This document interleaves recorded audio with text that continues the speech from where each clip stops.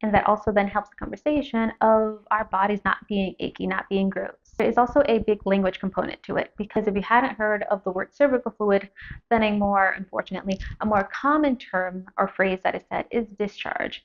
Now, if you think of the word discharge, what does that make you feel? Today, I want to teach you about part of your cycle that no one told you about, and that is cervical fluid. So I didn't know what cervical fluid was up until I started to really taking charge of your fertility to better track my cycle to understand what type of hormonal imbalance I had. Now, at the time, I was roughly around my mid-20s, so I had experienced cervical fluid, and I'll tell you what it is in a second, but I didn't think much of it. If anything, I thought it could be maybe an infection and something that I need to be wary of, but I didn't understand what it was.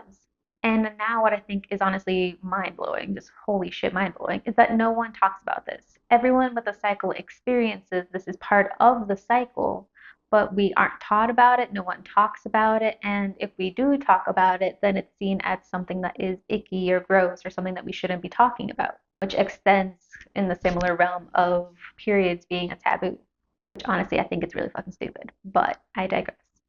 Now, there is part of the cycle where you would notice cervical fluid a little bit more, and that is roughly around ovulation.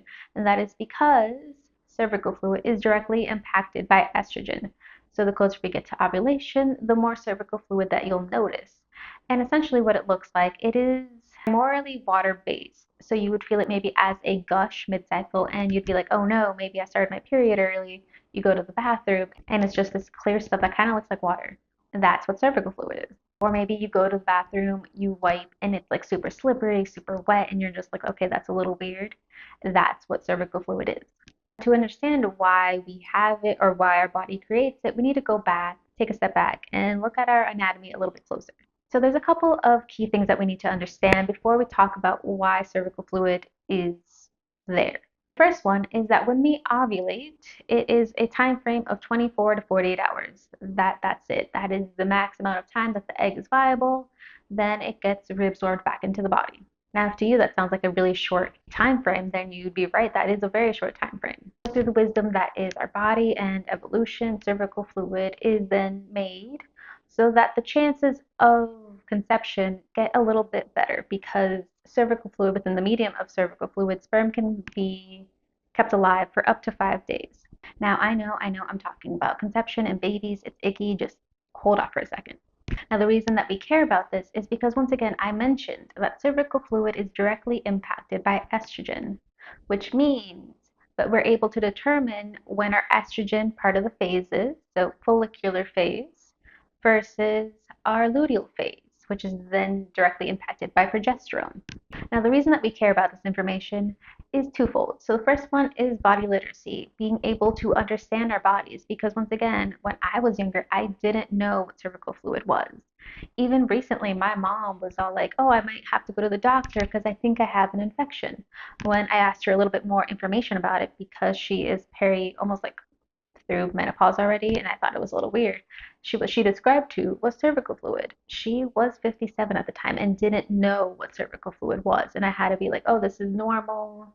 It happens once in a while. It's probably just fluctuations of hormones.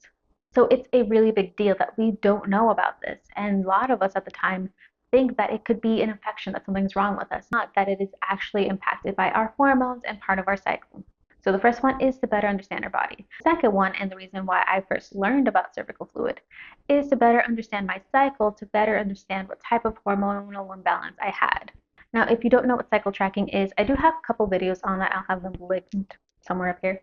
But in essence, it's a way for you to track your cycle using your biomarkers, one of them being cervical fluid, the other one being your basal body temperature.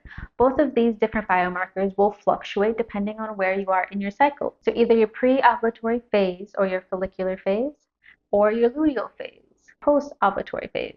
And what cervical fluid tells us is when we are producing estrogen or when we are in our estrogen phase.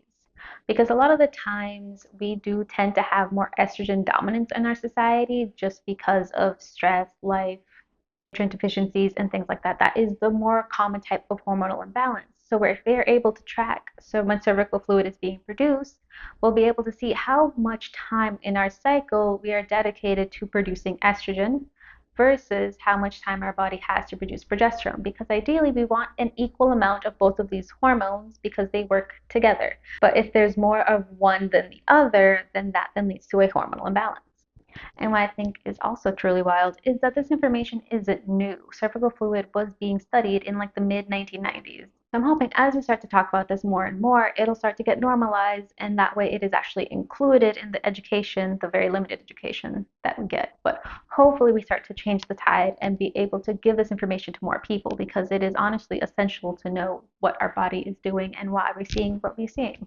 And this is really important information to know, because if we don't know what our body is doing or knowing the basic facts about our body, then this then leaves space for misinformation or problematic stigmas that are towards our bodies, which aren't based on any anatomy, physiology, or facts.